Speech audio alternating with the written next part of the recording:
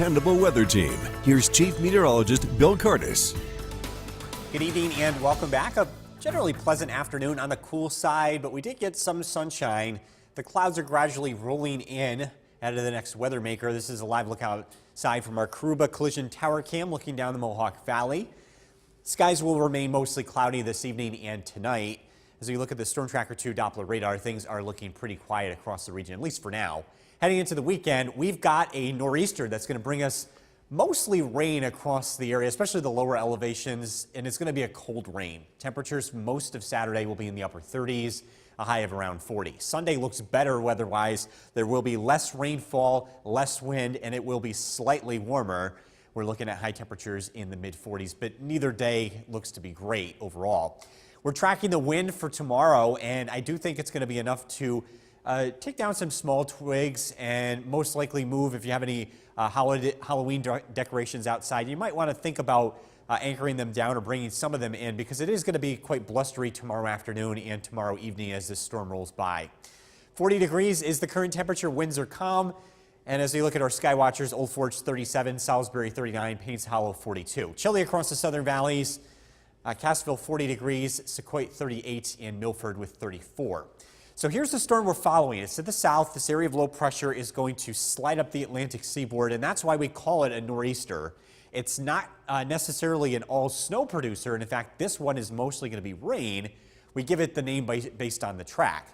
Storm Tracker 2 Skycast tonight, cloudy skies. The rain doesn't begin until tomorrow morning, and by 7 a.m., it's only south of the valley. And it initially starts out as a wintry mix, snow, sleet, freezing rain along the higher elevations of Otsego County. So keep that in mind if you're heading out and about early. These areas could be a bit slippery. In the valley, though, it's rain. And as we get into tomorrow afternoon, the air aloft warms up slightly, so a transition to all rain is expected tomorrow afternoon. It's going to be a cold rain. Temperatures in the low 40s for the high. Periods of rain continue tomorrow night. Blustery conditions, temperatures in the upper 30s. Sunday morning, still dealing with rain, but as colder air works in on the backside of this storm and as it weakens, we will see a transition over from rain to snow. But by that point, the storm is generally over, so we're not expecting much of an accumulation. We do expect a pretty decent rainfall accumulation out of this. In fact, most areas will be picking up more than an inch of rain, with an inch and a half possible in some of those higher reports across the region. That is not enough to cause flooding, but it is certainly enough to cause a washout for Saturday. In terms of areas that might see some slippery conditions, we're isolating this to the higher elevations. So eastern Otsego County, there's some spots here that are over 1,500 feet in elevation, and also the Adirondacks, where we could be talking about a brief period of snow, perhaps an inch or two of accumulation. But again, only in the higher hilltops this time around. Rain developing late tonight. We're down to 32. Tomorrow, windy, cold, and for just about all of us, wet. High 40. Storm Tracker 2 7-day forecast.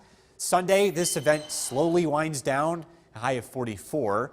On Monday, some lingering rain showers, 46 degrees. We do slowly warm up heading towards Halloween, which at this point, the weather doesn't look too bad. A temperature of 50, and we'll be in the low 50s as we head into November.